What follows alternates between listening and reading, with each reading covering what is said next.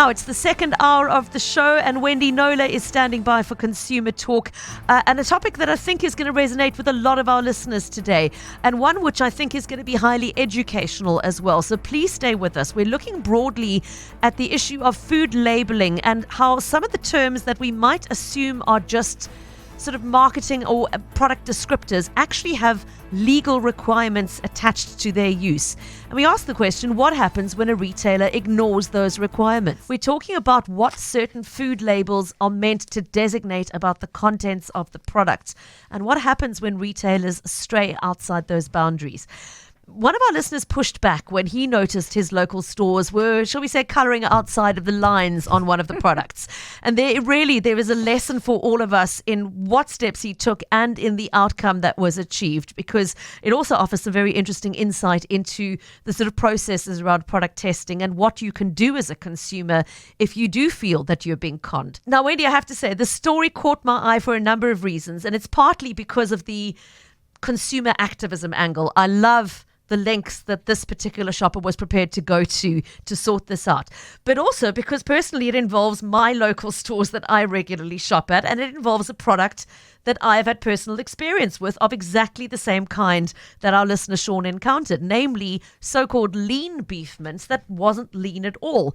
I bought a punnet from one of these stores probably 2 months ago, cooked it that evening, and the whole family said, "Oh, this is so much fattier than usual. It tastes funny." And the next day, the leftovers in the fridge had an inch of thick orange congealed fat on top of them. Yeah. And we just all said, we're simply not going to buy the product again. So we took the lazy way out, whereas our listener Sean made a considerable effort to try and actually get that product rectified, which is what I love about this. Yes, absolutely. So many people don't realize that terms such as lean or extra lean aren't just product descriptions or something that each individual butchery will come up with to say, well, this is leaner than what we normally sell as our regular mincemeat. This is lean, and so it's their own comparative judgment, and that it sort of can vary from batch to batch or whatever. It's very much legislated. And let's get into the legislation right now. It's if a pack of mince beef or any other meat species is sold with a label that's calling it lean mince, it cannot be more than 10% fat content, and if it's extra lean mince, it can't be more than 5% fat. And obviously, the fat is the cheaper part of the meat, right? So if you're passing something off when it's got 15 or 20% fat, if you're passing that off as lean meat, it is a form of consumer fraud. Because you're charging a higher price for the lean mixture than you are for the regular extra mixture. Lean mince sells for more because it's a more premium product, more meat, less fat. And so this is actually quite a big deal. Okay, and so again, this is legislated legal limit. It's not something that the shops have got any option in. No. In how they label. If they're labeling it lean, it has got to be maximum 10% fat content. And tell us what Sean of Newlands started noticed about this, Wendy. So 18 months to 2 years ago, he started thinking about this, noticing that what was being sold as lean beef, particularly beef mince, varied in look and presumably taste from supermarket to supermarket. And in some cases, in the same supermarket, the lean beef was indistinguishable from the regular mince in the same fridge. And he'll tell us more about this, but the story I loved most was that he went to one of the managers and held up both packs, the regular and the lean, covered the labels and said which is which, and they actually chose the wrong one. Which is lean, and they pointed to the regular one. So that will tell you how noticeable to the naked eye the difference was. Well, it wasn't, because he chose the wrong one, because he was saying the lean is supposed to look obviously less fatty than the regular, but in this case you couldn't tell the difference, and in fact asked to pick out the lean, this butchery employee picked out the regular. So that pretty much proved his case. But of course you need something a little bit more solid than that eye test. So Sean, I know, did try starting with the butchery departments within the individual supermarkets and pushing back and asking for answers, and was initially just fobbed off. But what I love about this story is that he didn't give up there. So Sean is with us on the line to tell us more. And Sean, if I may just start by saying thank you to you as a fellow consumer and especially as a customer of some of the stores involved here. I really appreciate your persistence because it has led to a concrete outcome that is going to benefit everybody who shops there. So well done for not giving up, and welcome to the show. Thanks, Pippa. Thanks, Wendy. Thanks for inviting me on. It's a pleasure, and thanks for making time for it. Now, when Wendy says initially you were fobbed off by the stores, just before we talk about what happened next, tell us about the kind of response you got when you tried approaching in-store, going to the butchery department or speaking to a store manager. What sort of feedback did you get? The feedback varied. Sometimes they would make promises that they would have a look at it, but they never did. Probably the most difficult one was when I talked to the actual blockman, the person who made the mince. Yeah. And he said he'd been making like that for 25 years, and I shouldn't tell him how to do it. Oy. And then when I tried to explain to him, because I'd done some research before that about the law, and the law was very, very clear. I think it's one of the clearest bits of law that I've ever seen. And I tried to explain to him about the 10%, but he didn't quite understand that. Sure. So I tried to simplify it by saying, if you look at the pack, you can see visually, you can count the fat pieces, because when you're talking about beef, the fat is white and the meat is pink. And I said, if you count 1 in 10 of those pieces in a line, should be fat. But he didn't quite take it. He walked off. Okay, so mince maker not getting giving you any joy. Did you try escalating then to the store managers individually? I did. They all said they would escalate it. They all took my name and everything and said they would check into it, but they never did. In fact, at one point, instead of addressing the meat fat content, they minced the meat so finely that you couldn't tell which was fat and which was meat. Okay. So this is where you decided, Sean, you needed to take it a step further and go outside of the stores themselves. Now, we know from Wendy's previous shows with us that the issue of food regulation is a tough one in South Africa. It's pretty fragmented between different departments, etc. How difficult was it for you, first of all, to find out who you should escalate this to, or was it relatively easy to go straight to the right people in a position of power to do something about it? Well, I knew I could see that it was a Western Cape law, but apparently it's also a national one, and they both mirror each other. So I just had to ring the right department, and they said they would go and get some meat and submit it to testing, but that took quite a few months. In the meantime, the manager came back to me at the Cavendish store and said that she'd discussed the meat problem with her seniors and her team, and they found it satisfactory. Which Cavendish store was that, Sean? Sorry, we haven't actually said. We're talking, I know, several different stores in the southern suburbs that you engaged with. Do you want to tell us which ones? Yeah, the Cavendish Square has a small Pick and Pay in it. Yeah. And they also have a much larger store on Main Road. And that was mainly where I got my mince from. Okay, so I think it's the Montrose place, the big one on the Main Road, across the road from Cavendish. Yeah. Okay. So it was a Cavendish one who said, no, they're quite happy with the meat, the fat content. And in fact, just before that, the blockman said that his customers said they preferred more fat. Oh, okay. But which is why they're buying lean mince. Yeah, that doesn't make any sense. And Sean, was it only a Pick and Pay issue, or do you feel that other retailers are also perhaps having the same issue?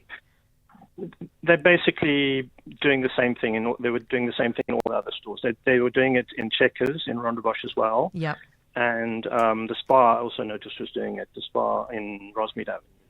Okay, well, to my point earlier, it was Checkers Rondebosch that I mentioned the experience, Wendy, of the meat being so much fattier than expected. Yeah. Yes. So the results that the Department of Agriculture's Food Safety and Quality Assurance Directorate shared with you and other stakeholders last week, Sean, only featured the results of 2 supermarkets.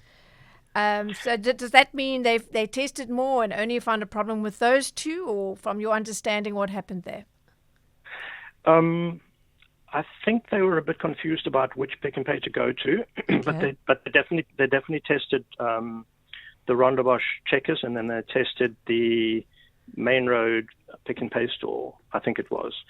Claremont. Yeah. Yeah, but I was quite surprised they didn't find more fat, because they probably visited on a day when the fat wasn't as bad. Well, let's talk about what they did find. The Pick and Pay, they called it on the test result sheet, they called it Pick and Pay Claremont, Yeah.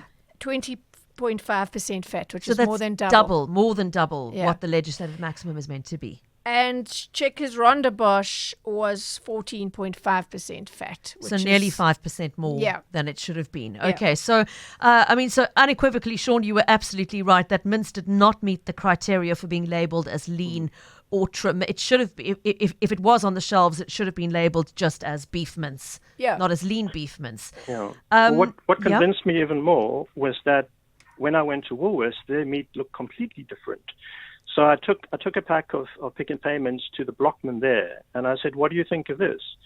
And he said, "It's interesting because the meat comes from the same source, the non-organic meat." Yeah. And he reckoned it was very close to about 30%, but just like by casually observing what it looked like. So. Yeah. Okay, with the same source ingredient, but just with that much more extra fat added in. Chalk and cheese. Yeah. Now, I mean, Sean, it wasn't just an academic finding. That you're absolutely right. Pick and Pay's mince had more than double the content of fat it was meant to, and Checkers was at almost 5% over. They went a step further than that. They've actually instructed those stores to fix it. That either they've got to remove the word lean from that labeling, or they've got to adjust the product in the package to meet the criteria. So, I mean, that's a step that is going to benefit all shoppers at those branches. How did it make you feel to see that instruction being issued?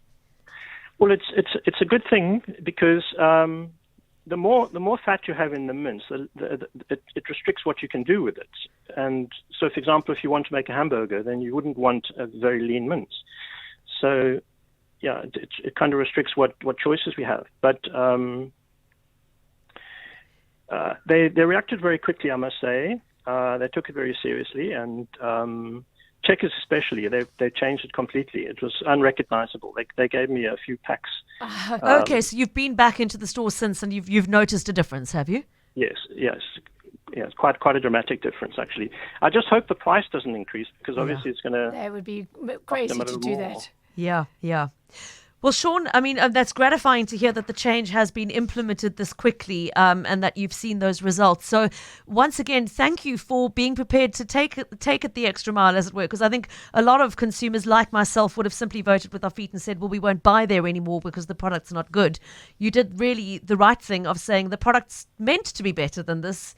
And legally, and in the interests of transparency and fairness to consumers, they need to correct it. So thank you for doing so, and thank you very much for joining us this afternoon. No problem at all. Thanks, Pippa. All the best to you, and a good afternoon. Sean Crookston of Newlands there. I mean, Wendy, I really think, and I'm not just saying that to butter him up, I think it's laudable what Sean did, because so many of us wouldn't have been bothered or wouldn't have known exactly where to go and would have given up. And I must say, I mean, he was private messaging me on Twitter, on X, going back to last year. And he showed me some pictures, and I was like, I must get round to investigating this. I must, whatever. But, knowing it's difficult to get official, it properly sampled and whatever. And I sort of put it on a bit of a back burner, which I shouldn't have. And and the next thing he said, he wasn't asking me to do anything. He was just asking me about, what I thought and the pictures and everything. So he did everyone a great service. And of course, I don't think it's going to apply to just those stores. Well, I'm sure it doesn't. It shouldn't have. And I'm sure this has gone through the various supermarkets, networks, and if it hasn't, it should have. Because I went to both of them, both groups, Pick and Pay and the ShopRite group, at national level, and asked them to respond to the findings, as you said, that they must either stop selling that particular mince under the label of lean, or to keep the lean label but change the composition of the mince to comply to no more than 10% fat content. Both supermarket groups put the discrepancies down to some form of error. Pick n Pay said its technical team had immediately addressed the error on receiving that report.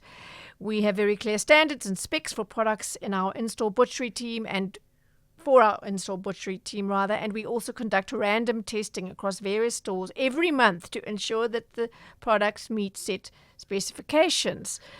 The store has now undergone retraining and to ensure that it doesn't happen again, and this is the important bit for me, and we have also addressed it to other stores as a precaution. That's good. So, yes. So you can't just be randomly mincing, using your eye to kind of be your guide as to how much, no more than 10% fat is for the lean packs. You actually have to have a bit of more of a scientific process in place to make sure that you're not going over that 10% if you're going to tell your customers that this is lean meat. Yeah. I mean, the point is, Wendy, it's about transparency. Completely. And I get, because I've got some people saying, but fatty mince is better for you anyway. That's not the point. You're missing the point. The point is, if they're selling it as lean mince and pricing it as lean mince, then what is inside that pack has to conform to what that label designates legally. Leaner meat Finish is more and cloth. expensive than fattier meat, and certainly in the context of mince.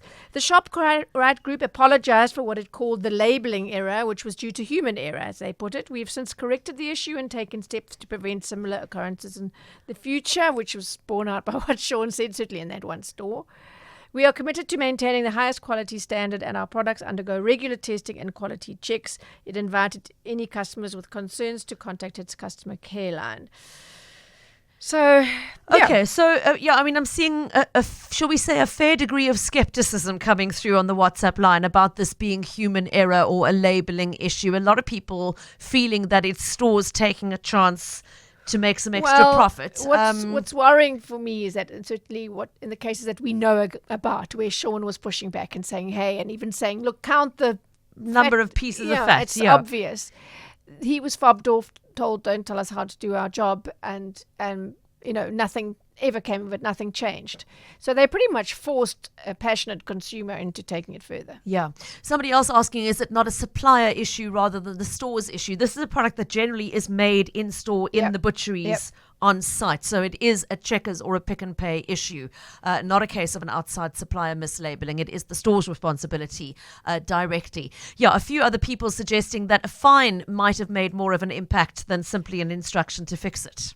Well, I think exposure makes more of an impact than a fine. Yeah, okay. Well, certainly they're having That's that why right we're now. doing Yes. And Alice writing in to say, I feel so validated by today's topic. Alice says, I live in Sweden now. But when we visited South Africa 2 to 3 years ago, we felt we were going delulu, she says. The extra lean and lean mince seemed so much fattier than what we used to hear in Sweden. Thank you for solving the mystery for us.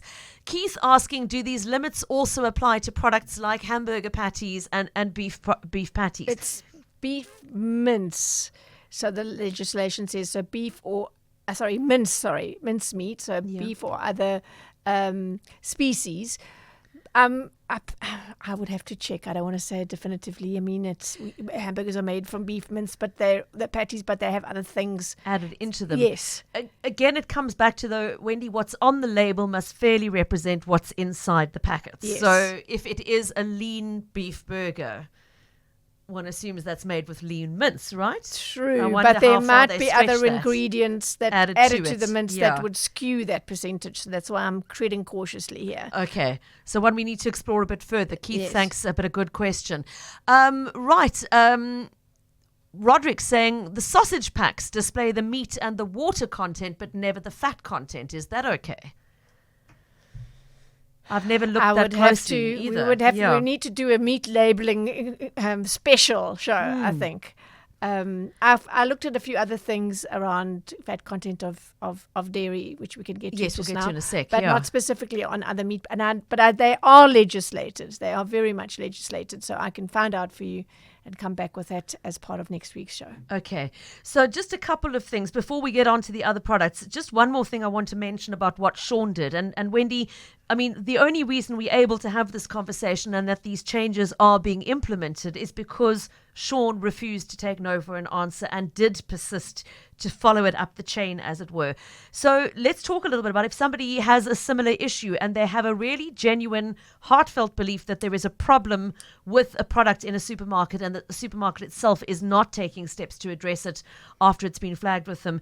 How do they do what Sean did? Who do they go to? Right. So in the document that I saw that was shared with Sean and the other stakeholders that were involved in him trying to find the right authority to do the testing, it turned out it was no, I haven't got it in front of me now. Yes, I have. There's so many divisions and directorates. I've got it here. It's the Department of Agriculture, and within that, it's the Division of Animal and Processed Products. Sorry, the directorate is the Food Safety and Quality Assurance Directorate, and within that directorate is the Animal and Processed Products Division. Right. So it was the Animal and Products Division of the Directorate of Food Safety and Quality Assurance, which sits within the Department of Agriculture. Okay, so it is complicated, as it often is with government departments, but they did commit to having it in that document.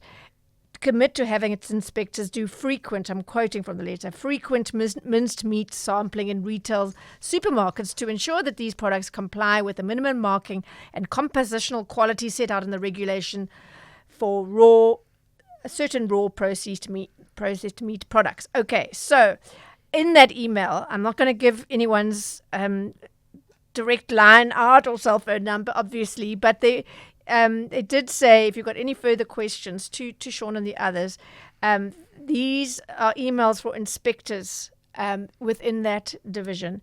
I have them. I don't know if we can share them on our blog. I don't think many people are going to have pens in hands to take them, but I think that's would be a way to go to say, this is the supermarket. Maybe take a photograph of the mince in question, and please could you get your inspectors. It could take months, and that's fine. But I think this ongoing Sean Crookson-ish vigilance is going to clean things up. On a large scale, and just to keep the persistence. Well, just to keep at it. Yeah, Wendy, what I will say is what I find gratifying about the story, besides Sean's persistence, is the fact that the department did send inspectors to go and test it. And testing's expensive, and they went through the process. So the system does work if you know to call on it. Yes. So again, it's Department of Agriculture. Within that, it's the Directorate of Food Safety and Quality Assurance, and within that, it is the Division of Animal and Processed Products. If it's mince you're looking at, if it's an animal product, for example. So obviously there'll be different divisions for different types of foodstuffs, but the Agriculture Department and its Directorate of Food Safety and Quality Assurance. Wendy, I have asked our digital team, I flagged this with them before the show to say, this is going to be an important consumer talking point. Please flag it to put it up on the website, etc. So they have got access to those email addresses to share. Those two women are going to think, what on earth is going on? I think they've got more than one or two emails. About to be inundated, I suspect. The bad news is that Alan has just messaged to say the price of lean mince went up this week at Checkers Rondebosch from 110 to 134 Rand. What? Which is a very substantial increase. Okay, thank you. I'm going to 110 when did it go up? Did you say? This week is the comment. From 110 to 134. I haven't ordered it again, Alan, because the quality is from 110 Rand to 134 at which one? At Checkers in Rondebosch. That's from Alan. Thank you, Alan. Thanks for flagging it, because as you say, Wendy, if the response is whoa, to put the price up, that's a very unfortunate response. Yes. That's because that makes you feel that the so-called labeling error was more than a labeling error. That's my gut. But okay, let's just check that out to be fair. Sure. Okay, George saying, how about this example? Spar selling an in-house 100% rye bread as it's labeled, but the ingredients include Austrian rye mix, which is only 60% rye. So if one of the core ingredients is not 100% rye, yeah, that is a problem. That's a problem as well. George has sent us a photograph of the product in question. Send to me and I'll pass that on to you to comment as well. While we're talking about other products, Wendy, let's take this opportunity to just flag a couple of other examples here, because it's not only in the mince and the meat area that there is this kind of legally significant aspect to the labeling. It's you've said it to us before, but I just want to Many recap a times. couple of examples. I normally talk about boerewors in the run Yeah. up to Heritage Day because that's when it's really marketed and Yeah, know, but let's do on it now. people's This is minds. another example. Absolutely. So boerewors must have a meat content of no less than 90%. So it's a really premium sausage. No fillers such as soya. They call that extensions in the industry. They extend the meat with fillers that are cheap, such as soya. And that 90% can't be just any meat. It may not contain any mechanically recovered meat. Jamie Oliver famously called that pink sludge or something like that. It's a very paste-like meat product that is produced by forcing ground beef, pork, mutton, turkey or chicken under high pressure through a sieve to separate the bone from the edible meat tissue. So it's got to be really good quality meat, none of that stuff. No edible or inedible offal is allowed in boerewors either, except for the casing, and no colorants.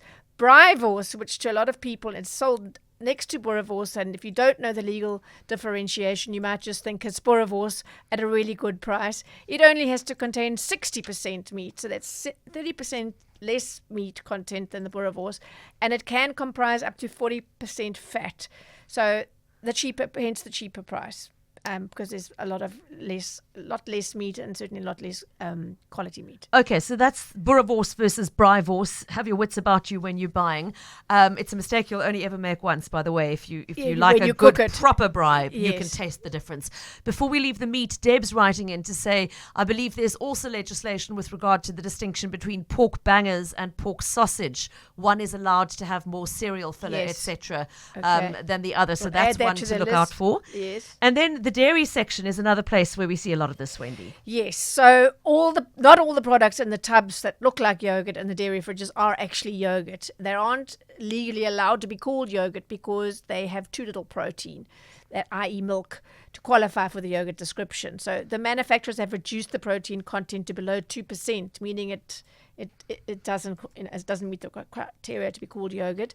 So more milk, less milk, more water, essentially. They put other stuff in, but essentially if you want a dairy yogurt, you need to, a creamy yogurt, you need to buy yogurt, not dairy snack. Okay. They're called dairy snacks now. Yeah. They're smacking us with a snack. I love this one. If you refer to Nestle Milky Bar as chocolate, it's actually not chocolate, and that's the reason why it's labeled creamy white confection. There's no cocoa in it. I've never noticed that. Yeah. So okay, so there's you can't call it chocolate if it doesn't have cocoa in it. Okay, so that's one for the bakers. If you have a recipe requiring white chocolate, Milky Bar is not the product to buy to put into it. Yeah, but I don't think any white. I mean, cocoa is brown, right? But the cocoa butter is what goes into the chocolate mix as well. That's not.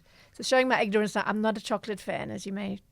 I'm not a white chocolate fan, so I don't eat a lot of it, but I do know if you're baking, that's not the product to use. Okay, right. And then Wendy, the milk itself. Let's just remind everybody: full fat, low fat, full cream, etc. What do those labels mean? Full fat milk must have between 3.5% and 4.5% fat. Low fat milk between 0.5% and 1.5% fat. Fat-free milk no more than 0.5%. 0.5% fat content. And I don't know about you, but I just thought, and I think it was back in the day, cream was cream, right, in the little tubs. So I bought a tub and I wanted it for pavlova or whatever dessert I was doing. I am into desserts, just not chocolate ones. And it just refused to whip. And I thought, what is going on? I use an old-fashioned, one of those rotary whisks. Rotary whisks, and a really good one. And it just, anyway. So I looked at the label. It was labeled pouring cream, okay? And that's because, and I do think they should put a little thing on to say, will not whip on the front of the pack, because it is medium fat cream, and its fat content needs to be between 10 and 19% fat, whereas whipping cream, on the other hand, which is a more superior product dairy-wise, must have a fat content of between 30 and 45%. So you can see a big difference, 10 and 19, and then between 30 and 45. So if you're buying it to go into a casserole or something like that, it's you fine might not to want use. The fat. Yeah, but if you're buying it to be the whipped cream in a pavlova or on top of a cappuccino, for example, you need to buy the whipping cream. Don't buy pouring cream. Okay. It's also something you only make that mistake once. Incidentally, double thick cream must have more than 45% milk fat, and sour cream, interestingly, no more than 20% fat. So that's quite a it's a medium. More than or no more than? So sorry. Has to Gosh, have more sour than cream. Yes, sorry. It must have more than 20% fat. So it can be 21% fat, whereas your cream that you're buying to whip up and turn into dessert must have between 30 and 45%. So it's a creamier product than your sour cream, which I wouldn't have realized because you're not whipping it, right? You're just scooping it onto a baked potato a taco or something. whatever. Yeah, Yes. yeah. Wendy, thanks for flagging these and just reminding us. What is on the label needs to reflect what is inside the product. That's the golden rule for the supplier. But for the consumer, know what those labels signify. It's more than just a vague descriptor of the product. In many cases, there are actual legislated levels of products contained therein. And few people even know that. Yeah, look them up. I mean. So I clearly have some more work to do on bangers and sausages. Right, I believe we've got a voice note in from somebody who found out the hard way about the differences in the types of cream that you just mentioned to us, Wendy. So just to recap what Wendy was saying before the break, there's a difference in the fat content between pouring cream and whipping cream. Let's take a listen. Hi, Wendy and Pippa. Flores here from Worcester. Let me tell you, Christmas Eve, I was very, very angry at myself. Instead of cream, I bought pouring cream. And there went my trifle. My wife was very furious. I'm the one who makes desserts in the house. So, yeah, I was without my trifle on Christmas Day. Have a good show. Bye-bye. I'm so sorry, Flores. I had the same thing. It wasn't Christmas, but it was, I had to pivot, as they say, to another dessert. At this puddle of stuff, I had a sore arm from trying to whip it. Shame. So annoying.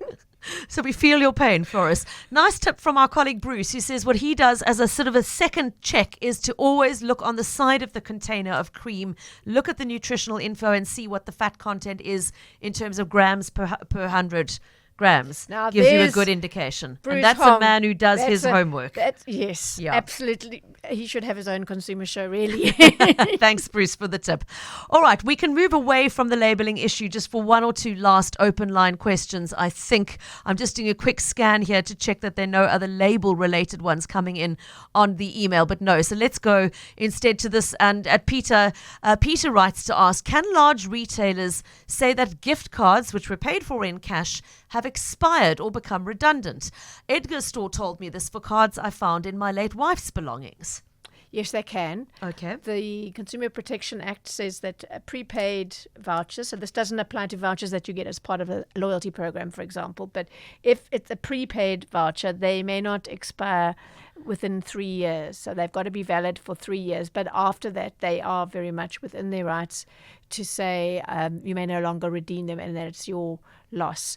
Initially, as I often share, the Consumer Protection Bill stated that they had to be valid for 5 years. And obviously the retailers pushed back and said, no, that's ridiculous. So they made it 3 years. I do feel, though, that how many people find old cards. And I do feel that they should allow them to redeem even if just half the value, just something, especially in the case of finding them in a late spouse's pocket or, just for goodwill. I mean, but, you as someone once said to me, 99% of staff members are, or let's make it 90%, are only mandated to say no, not yes. Yeah. So you go to the person at the till and it's not her call to make and it's just a hard no. I mean, it happened, I'm thinking back to very many years ago, one of my children was given a voucher for a birthday party and it had obviously been re-gifted. Yes. And it had expired. By the time we were taking my little 6-year-old boy into the store to buy some Lego or whatever it was, and being told, sorry, this voucher isn't valid any longer. But as someone said to me, my cash didn't expire in your till. Exactly, to the point where the store has the benefit of the cash in the till. Yes, and it very much works for their bottom line. I've never got any of them to tell me what percentage expire, but I'm pretty sure it is significant, yes. I mean, I was gifted a pedicure or something 3 years ago at a spa around the corner from me, and it's just super popular, especially with, I live in an area with very, very popular with holidaymakers, tourists, overseas tourists, and in the season you just can't get in, and I work full time, and it's about to expire on the 26th or something, and I won't get in. So the person who gifted it to me wasted their money. You know what the irritating thing is as well is, with all that time lapsing, the loss to the store is reduced, Wendy, because the 300 Rand voucher bought 3 years ago might have bought 3 dinner plates, shall we say. But by the time you come to spend it 3 years later, it's only going to buy one. Score. So they're scoring all round. The money's Yes. in the till, less product likely to be taken away if it is delayed. As you Yes. say, it would be nice to see them making the effort to extend some generosity in that circumstance. But legally they don't have But to. they don't and have so to, that's Peter, the is end the bottom of that. line. Yes. Okay. Well, Colin has written in, Colin being the son of a butcher, and he says, my father always told his customers he had to buy the fat with the meat. But your talk about labeling, the people who write the labels and packaging seem to have little to no knowledge about the product, adding flowery notes to the packaging, ingredients, etc. Okay, there's something missing, I think, in this last comment. But I think to your point, Colin, the person applying the labeling doesn't necessarily understand. And in this case, it sounds like hadn't been trained in the knowledge that a lean beef product has to have a certain percentage. Well, yeah, you would think, though, that, I mean, these are very professional operations. If they're selling a product called lean beef mince or lean whatever mince, that the blockman or are they block people these days? Anyway, it's not a term that most lay people are familiar with. The actual the butcher producing these products needs to be absolutely 100% clear on the latest legislation and what the formulation needs to be. Yes. And I think there's been a miscommunication. So our final question then, and it's taking us back to the cream. Matthew writing in to say, what do we do when what do we do in South Africa when an international recipe asks for half and half? Now, half and half is a product that is sold, I think, in America. Yeah, they drink it in their coffee. Yes, it's literally what the label says. It's half milk, cream, half half cream. milk. So Matt, you simply divvy up the amount between milk and cream. Yeah. That's what I do. So it's heavier than milk, but it's not as thick as cream per se. I'm an ice cream maker, and I have this wonderful recipe that I adapt for all sorts of things. That's obviously American. It calls for, let me get this right, 1 cup of double cream and 2 cups of half and half. So I do 500 mils of cream. You can buy the 500 mils, and a cup of milk. And to me, that's sort of pretty much balances it out. Yeah. Okay. So we have you to have wrap to play. there. But Matt, thanks for asking the question on behalf of everybody else staring at a recipe, wondering what to do. Now you simply split it. Half the amount should be milk and half the amount should be regular cream. Yeah. Wendy, thanks as always for all the work you do on behalf of our listeners. Thanks for raising a really important topic Thank today. you to Sean. And well done, Sean in Newlands.